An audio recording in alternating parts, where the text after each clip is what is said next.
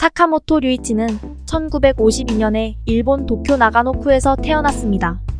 그는 아버지가 편집자로 일하고 있었기 때문에 어린 시절부터 많은 책과 클래식 LP를 접하면서 자랐습니다. 그리고 어머니는 모자 디자이너로 일하고 있었습니다. 그의 외할아버지는 기업인으로 도쿄 생명이사를 지냈던 인물입니다.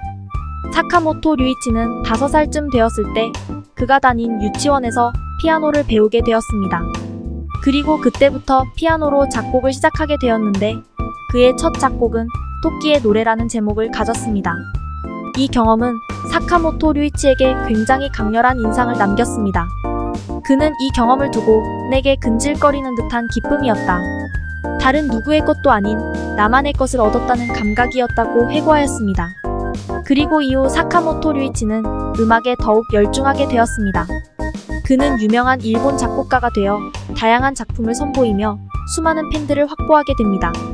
그의 음악은 일본 문화에 큰 영향을 미치며 지금도 많은 이들에게 사랑받고 있습니다. 그는 대학에서 가르치는 것이 자신에게 맞지 않았고 직접 작곡을 해보며 음악적인 발전을 이루고자 했습니다. 이후 그는 인디음악과 영화음악, 게임음악 등 다양한 장르에서 활동하며 자신만의 음악적인 세계관을 만들어갔습니다. 그는 일본을 대표하는 작곡가 중 한 명으로 자리매김하며 자신의 음악으로 많은 사람들에게 영감을 주고 있습니다. 사카모토 류이치는 대학원 시절 골든거리에서 아티스트들과 교류하며 뮤지션으로서의 경험을 쌓았습니다. 그리고 호소노 하루오미, 다카하시 유키리와 함께 앨범을 만들게 되어 YMO 옐로우 매직 오케스트라를 창조하게 됩니다. YMO는 일본의 신디사이저 음악을 대표하는 밴드로 1978년에 결성되어 1980년대 초반까지 일본 음악계의 혁명을 일으켰습니다. YMO는 전자음악, 신디사이저 음악을 활용하여 일본을 넘어서 세계적으로도 유명해졌습니다. 또한 YMO는 일본의 대표적인 전자음악 밴드로 손꼽히며 후에 일본의 다양한 음악 장르에서도 큰 영향을 끼치게 되었습니다. YMO는 음악뿐만 아니라 패션과 메이크업 등에서도 독특한 스타일을 선보였습니다. 그들의 활동 시기가 일본의 경제 전성기와 일치했다는 점도 흥미롭습니다. YMO가 선보인 전자음악과 전자기기 등은 당시 일본의 혁신적인 기술력을 대표하는 사례 중 하나였습니다. 또한 YMO의 활동 기간 동안 세 사람은 큰 성공을 거뒀지만 그들의 내면에서는 힘든 시기를 보냈습니다. 사카모토 하루오 역시 공포증과 같은 정신적인 문제를 겪었는데 그의 후기 작품들이 이러한 내면적인 고통에서 비롯된 것일 수도 있습니다. 전장의 크리스마스는 YMO의 대표적인 곡 중 하나입니다.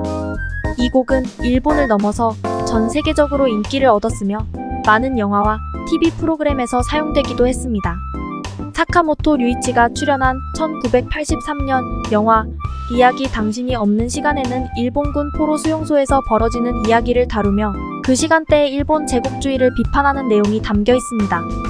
영화에서는 사카모토가 연출을 맡은 음악을 제공하고 동성애 및 일본 대위와 영국군 포로 사이의 사랑 등 파격적인 내용이 포함되어 있습니다.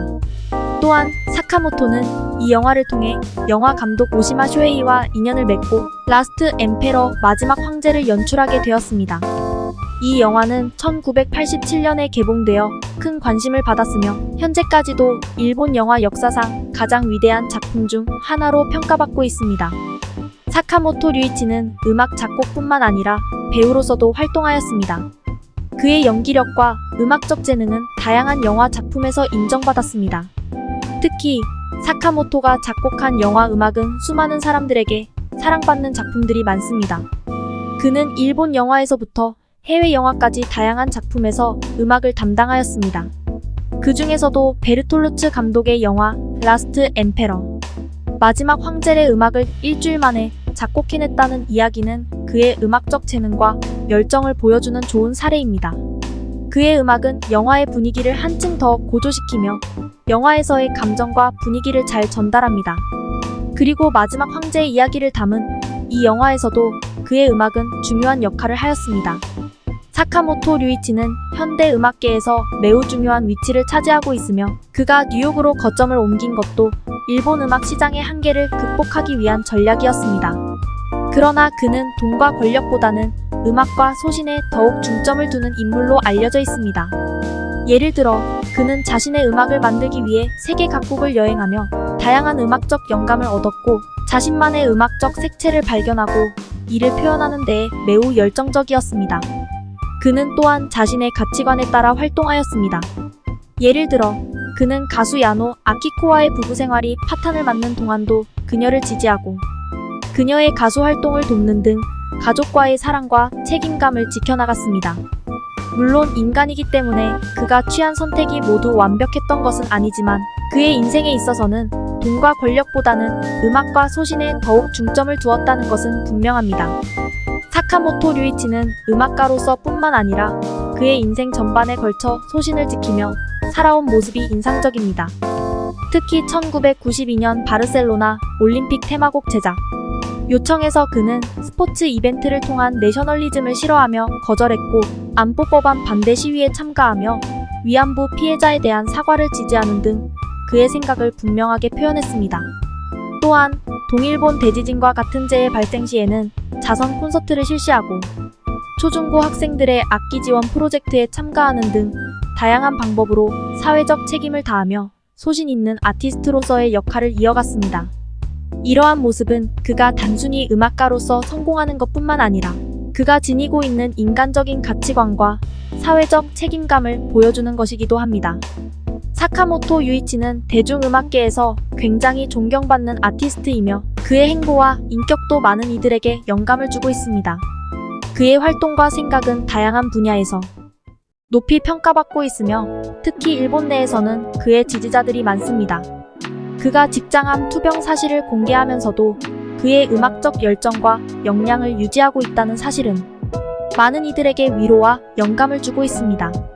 이번 뉴이얼의 아주 사적인 밤 사건에 대해서는 사카모토 유이치는 강한 영향을 받은 바흐나 드뷔시 등의 곡들이 있으며 그의 음악적 세계관과 창작 과정은 그 자신의 것이라고 밝히면서 이번 논란에 대해서는 크게 상관하지 않는 듯한 태도를 보이고 있습니다.